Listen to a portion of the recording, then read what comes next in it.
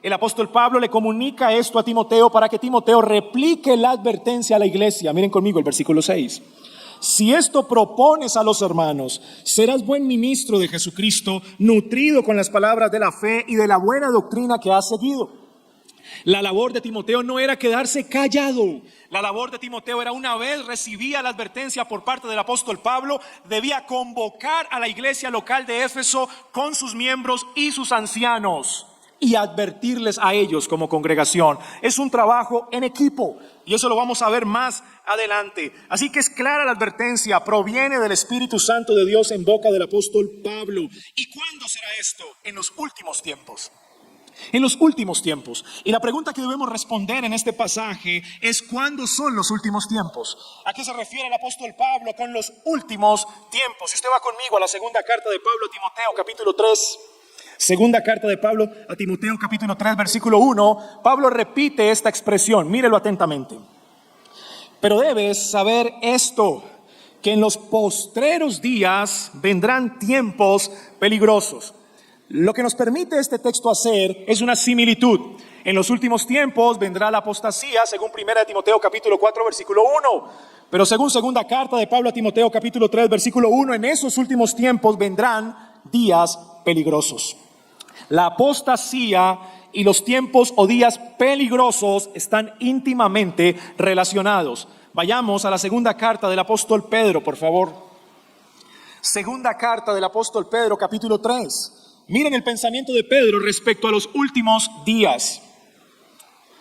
Segunda carta de Pedro, capítulo 3, versículo 1 en adelante. Amados, yo os escribo ahora esta segunda carta, y en ambas despierto con exhortación vuestro limpio entendimiento, para que tengáis memoria de las palabras que antes han sido dichas por los santos profetas, y del mandamiento del Señor y Salvador dado por nosotros los apóstoles. Subraya el versículo 3, sabiendo primero esto, que en los postreros días vendrán burladores. Tiene conexión con lo que Pablo acaba de decir, andando según sus propias concupiscencias o deseos pecaminosos. Notan cómo el apóstol Pedro también tiene el mismo entendimiento de los últimos días. Los últimos tiempos vendrá la apostasía. Los últimos tiempos serán días peligrosos. Se levantarán burladores andando según sus propios deseos malvados. Ahora, cuando revisemos la carta a los Hebreos, vaya conmigo, capítulo 1, por favor. Carta a los Hebreos, capítulo 1, y leemos el versículo 1 y 2, vamos a tener un poco más de luz acerca de los últimos tiempos. Hebreos 1, 1 y 2. Dios, habiendo hablado muchas veces y de muchas maneras, en otro tiempo a los padres por los profetas, note con atención, en estos postreros días nos ha hablado por el Hijo. El entendimiento que tiene el autor a los Hebreos es que para el tiempo en el cual él está escribiendo esta carta, la iglesia cristiana ya estaba viviendo en los últimos tiempos. La iglesia cristiana no estaba esperando que vinieran los últimos tiempos, ya lo estaban viviendo. Ahora, ¿qué dice el apóstol Juan respecto a eso? Vayan conmigo a la primera carta de Juan, por favor. Primera carta de Juan, capítulo 2, versículo 18. Primera carta de Juan 2, 18. Hijos, ya es el último tiempo. Ya es el último tiempo. Juan escribe esta carta en la segunda mitad del siglo I. En otras palabras, la iglesia primitiva, a la luz de Juan y a la luz del autor a los Hebreos, ya estaban viviendo los últimos tiempos. Ahora, mire la característica más importante de los últimos tiempos según Juan. Siga leyendo el versículo 18. Y como vosotros habéis oído que el anticristo viene, así también, no mañana, ahora, siglo primero, hace 21 siglos, ahora han surgido muchos anticristos. Por esto sabemos que es el último tiempo. En conclusión, queridos hermanos, la iglesia de Cristo ha vivido los últimos tiempos hace más o menos 21 siglos. Llevamos 21 siglos de nuestra historia viviendo los últimos tiempos. Cuando nuestro Señor Jesucristo muere en la cruz, fue resucitado y ascendido a los cielos, a partir de ahí empiezan los últimos tiempos. Estamos viviendo en los últimos tiempos desde Pentecostés. Cuando vamos a Hechos capítulo 2 y leemos el sermón de Pedro el día de Pentecostés, Él dice, esto fue lo que profetizó el profeta Joel, que en los últimos tiempos iban a suceder estas cosas. El apóstol Pablo, escribiendo a Timoteo, 2 Timoteo capítulo 3, le dice a Timoteo, tú debes saber que en los últimos días vendrán tiempos peligrosos. Y Juan, en 1 de Juan capítulo 2, dice claramente, hijitos, ya es el último tiempo. O sea que nosotros estamos en la última etapa del plan de Dios, entre la primera y la segunda venida de Cristo. Inmediatamente vino Pentecostés, nosotros todos entramos en el último tiempo. Pero yo sé que no es a eso que se refieren las personas que hacen ese tipo de preguntas. Así que déjame leer rápidamente el pasaje que se encuentra en Marcos capítulo 13 para que veamos qué es lo que el Señor realmente nos está diciendo allí. Porque los discípulos en el siglo I le hicieron la misma pregunta a Jesús. O sea, si es verdad que el templo va a ser destruido, entonces que ya está llegando el fin del mundo. Y el Señor Jesucristo les dice, mirad que nadie os engañe, porque vendrán muchos en mi nombre diciendo yo soy el Cristo y engañarán a muchos. Mas cuando oigáis de guerras y de rumores de guerras, no os turbéis porque es necesario que suceda así, pero aún no es el fin. O sea, fíjate, Daniel, ¿qué le está diciendo? Esa no es la señal de que ya la venida y el fin del mundo está a la vuelta de la esquina.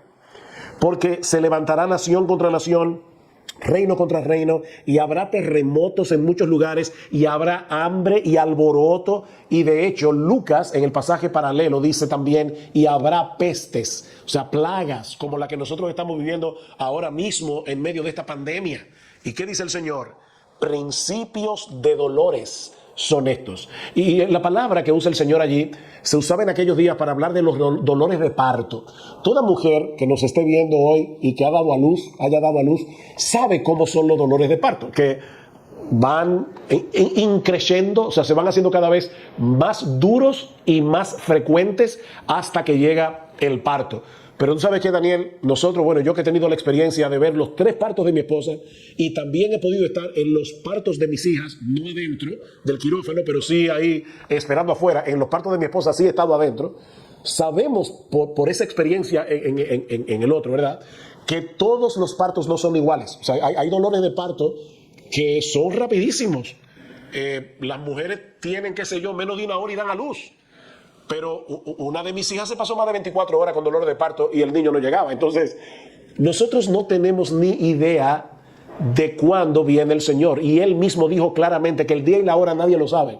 Entonces, yo puedo ver el mundo y decir, wow, la maldad se está multiplicando, hay muchas cosas sucediendo.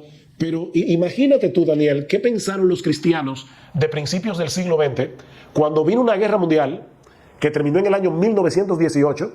Murieron millones de personas. Y un año más tarde vino la peste española, la famosa influenza española, que mató 50 millones. Y unos añitos después, la Segunda Guerra Mundial, otros millones más. O sea, cualquiera diría, wow, Hitler, ya está llegando el fin. Y todavía estamos aquí. Entonces, yo creo que en vez de especular en cuanto a si falta mucho, falta poco, los cristianos debemos hacer lo que tenemos que hacer mientras el Señor nos dio oportunidad de hacerlo.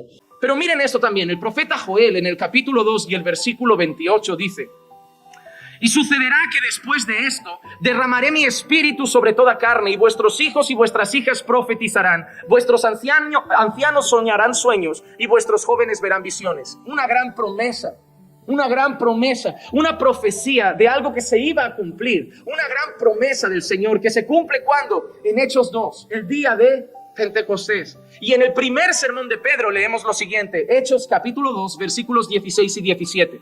Sino que esto es lo que fue dicho por medio del profeta Joel. Y sucederá en los últimos días, dice Dios, que derramaré mi espíritu sobre toda carne, y vuestros hijos y vuestras hijas profetizarán, vuestros jóvenes verán visiones y vuestros ancianos soñarán sueños. La profecía del profeta Joel, citada por el apóstol Pedro, se había cumplido en el derramamiento del Espíritu Santo, y el apóstol Pedro a esa profecía le añade una cosa al principio. ¿Qué cosa le añade? Y sucederá en los últimos días. ¿Y cuándo había sucedido? En ese momento, ¿verdad? En ese momento ya había sido derramado el Espíritu Santo. En ese momento la promesa de Joel, la profecía de Joel se había cumplido. Y Pedro dice que eso era una profecía para los últimos días. Así que Pedro está afirmando que lo que él está diciendo, que el profeta Joel anunció para los últimos días, se ha vivido en ese tiempo presente. El Espíritu Santo era la promesa para los últimos tiempos y pasó en Hechos 2. El apóstol Juan dice que surgirían falsos cristos, anticristos, y que ya estaban entre ellos y que eso pasaría en la última hora, y por eso Juan dice, es ahora la última hora. Hebreos dice que el Señor en los últimos días hablaría a través de Jesucristo. Por eso tenemos que preguntarnos algo. ¿Cuándo empezaron los últimos días? En aquel tiempo. En aquel tiempo. Hermano, desde que Jesús asciende prácticamente, algunos dicen que es desde que Jesús llega, otros dicen que es desde que Jesús asciende, pero es la persona de Cristo, hermanos, la que marca el inicio de los últimos tiempos. Es cuando Jesús asciende que le dice a sus discípulos que vendrá el Espíritu Santo y se cumplirá esa promesa que se cumple en Hechos 2 y que se cumple en los últimos días.